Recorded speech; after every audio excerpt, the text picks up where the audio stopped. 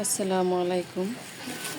আজকে বাজার করে নিয়ে আসছে, এখানে আছে পাবদা মাছ আর যে বড় বড় তেলাপিয়া মাছ, তারপর আনছে পুঁই শাক,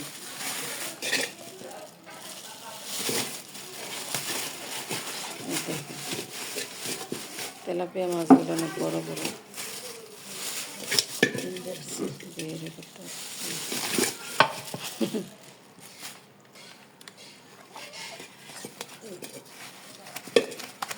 টাটকা টাটকা এখনো জ্যান্ত আছে মাছগুলো, যে পাবদা মাছ। এর এখানে পুঁই শাক কাটতেছে আর আছে ডাঁটা শাক,